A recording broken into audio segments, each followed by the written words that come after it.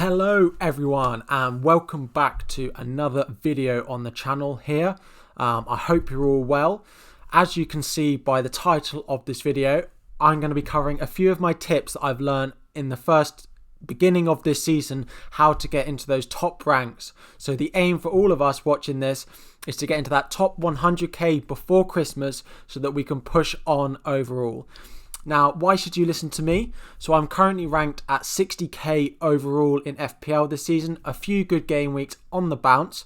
So without further ado, let's get into my top tips on how to get into the overall best rankings before Christmas. So what I've got here is a graph of my overall rank this season so far by game week. So this hasn't been an easy season for me. I haven't just sat there after a strong game week 1. So what this video is going to show you is how I managed to turn around my fortunes from game week 4 to the rank that I am now. So game week 3 and 4 I was ranked outside the top 1 million, but in those game weeks I've managed to bring that down to just 60k. So these 4 tips that we're going to go through are about how I've managed to do that.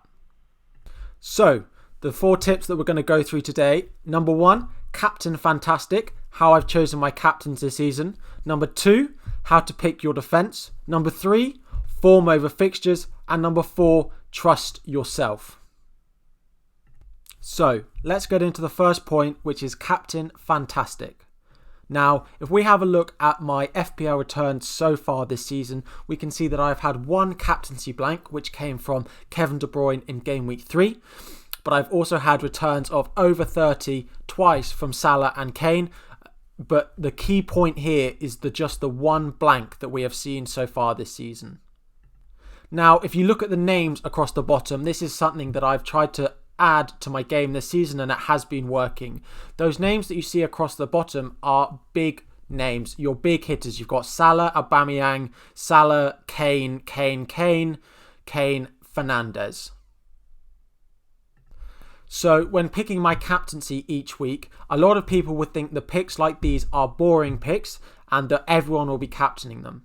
However, if you keep ticking along the captaincy points each and every game week, these will add up eventually and push you up the ranks throughout the season.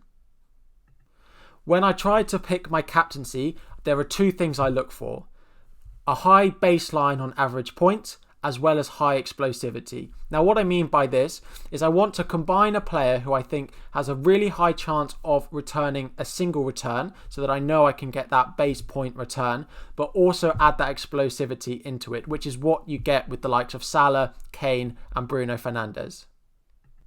Now, there are plenty of players that combine one of these but don't have both. The likes of Ollie Watkins, Jack Grealish and Ziyech of Chelsea have the explosivity side to their game, or someone maybe, I know he scored a couple of big hauls, but someone like Dominic Calvert-Lewin, who has been ticking along this season, don't combine the explosivity and the baseline points return. So when looking for my captain, I try to keep to the players that we know are returning well, they're on form, and they also have a high explosive potential. So to do that, we look for a nice fixture as well as a player on form. So yeah, point 1, keep your Captain Fantastic going. Keep the attacking returns for your captains ticking along nicely. You don't need 20 points every game week for your captain, but if you can get a single return most game weeks, it will really help you throughout the season. So let's move on to point 2 now: how to pick your defence in your FPL team. So, on to how to pick your defence. Now, on screen you can see some of the returns I've had recently from my defence so far this season. We've had a big return in game week 9 at the top with some other good, strong defensive performances, which has really helped to boost my team so far this season. Now, I see a lot of people saying you need to just pick the ones that have got the attacking returns. That's the only thing that's going. There's no clean sheets so far this season. So I decided to take a look at that and whether that was really the case. My team has returned from their defence 11 clean sheets and 8 attacking returns. So actually my team has been more reliant on clean sheets than it has on attacking returns to get these points from my defence. So a key thing that I would advise doing is picking a pool of defences that we know are capable of keeping clean sheets. So we've got West Ham, we've got Chelsea, Liverpool in there as well, Brighton and other defences like that. So eliminate defences that you don't think can keep a clean sheet, so you know you've got that clean sheet potential. But then from those defences, pick the most attacking ones, and it is worth paying the extra money for the ones to get attacking returns. So it's worth to pay the money for Chilwell over the likes of Zuma. It is worth paying the money to get Robertson over the likes of Gomez or whoever else will be playing centre-back for Liverpool in this new look defence. So basically, overall, picking your defence, find the defences you think can keep clean sheets and pick the most attacking ones for them. Have a look at the fixtures, because easier fixtures mean better attacking returns as well as a higher chance of those clean sheets. Now, for outfield players, midfielders and attackers, it's form over fixtures. However, for the defence, the fixtures do come into play much more because of that clean sheet potential. So have a look at their fixtures.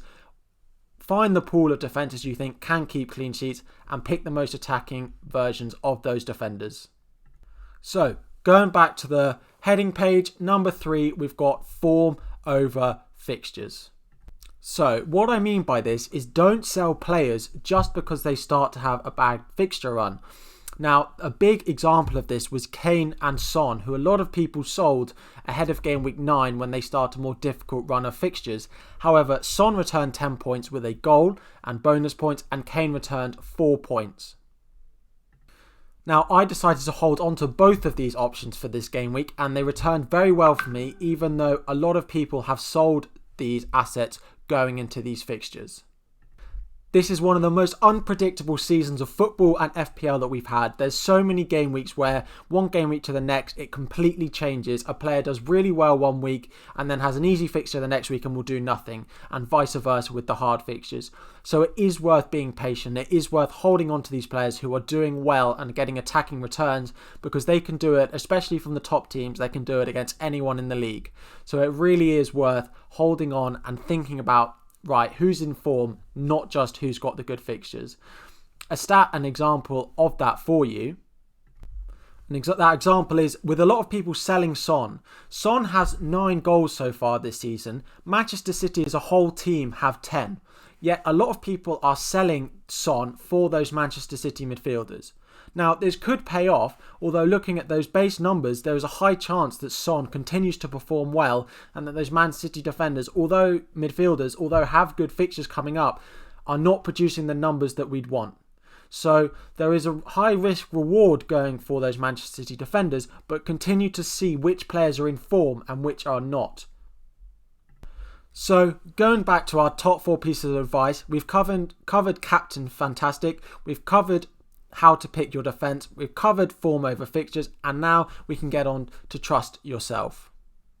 Just before we get into that last point, if you guys are watching this video and you've got this far and you are enjoying what you've seen, please hit that subscribe button. We are so close to hitting that 1,000 subscriber mark, and it would really mean so much to me if we get it by the end of November or even before Christmas.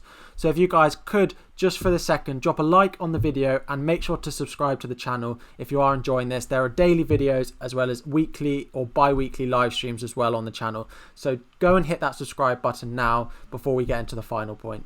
Thanks, guys. So going back to the last point, which was trust yourself. Now, there are lots of people trying to give advice and trying to give stats about who the best player is. But sometimes you have a hunch, sometimes you think that just, you don't want to play that player, you don't expect them to have a good day, and sometimes you just need to roll with it. Now, an example of that was this week, and I decided to bench Lamptey away at Aston Villa. Now, I didn't expect him to get sent off, and I didn't bench him because I expected that. But having Grealish in my team, I expected Aston Villa to score. So with that, I didn't expect a Brighton clean sheet. And Lamptey had a few attacking returns recently, and I just didn't expect it to come again this week. So I actually decided to bench Lamptey in favour of starting Masuaku of West Ham, who are away at Sheffield United. Now, this actually paid off really well with a plus 8 point swing, which is a really big swing at this point in the season. Now, this isn't something that's always going to go well, but the key thing that needs to be said here is don't get annoyed with the outcome. Make sure you're making the right decisions. Football is a very unpredictable game, and so much can happen that cannot be predicted. We cannot understand necessarily why it's happening. So don't be annoyed if a decision you make comes out and you make the wrong decision. but base it on good grounds. Now make sure you are making the right decision in the first place. And if you look back at the same decision that you had at the beginning of the game week that you made and you think, yeah, I still made the right decision there, even if the points don't show it, then that's when you know you're making the right decisions. And not 9 times out of 10, but throughout the course of the season, this will be what does you well and what pushes you further up the ranks. So make sure you're making the right decisions. It doesn't necessarily have to be the right outcome, but yeah, trust yourself and you will eventually come out with what is a better return if sometimes you have a feeling that something's going to go. And actually, this game is much more fun if you do what you want to do. If you spend the whole season doing what you're told to do, by the end of it, it's not really your team and you're not really getting to the places on your own. Getting a return from a player that you've decided to buy and you've decided to bring in is one of the most satisfying things in this game. So definitely go with your gut, keep trusting yourself, and eventually those returns will be even more satisfying when they do come in.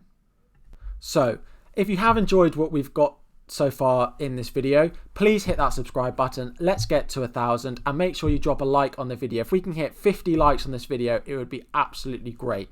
So the 4 we've covered are Captain Fantastic, go for the reliable, it's worth it, they add up throughout the season. 2, pick your defense, find the clean sheet potential first and then go for attacking returns. 3, form over fixtures, don't ditch an on-form player just if they go for a bad run of fixtures. And 4, trust yourself. Sometimes that is the most satisfying and the best way to go about picking your team. Now, these are 4 of the things that I've put into practice that have pushed me up the ranks. Now, it might not necessarily work straight away. It might not work exactly in Game Week 10 for you, but throughout the season, it will be definitely worth it to try and implement some of these strategies into your games. So I hope they've been helpful, and I will see you all in the next video. So yeah, thanks guys, and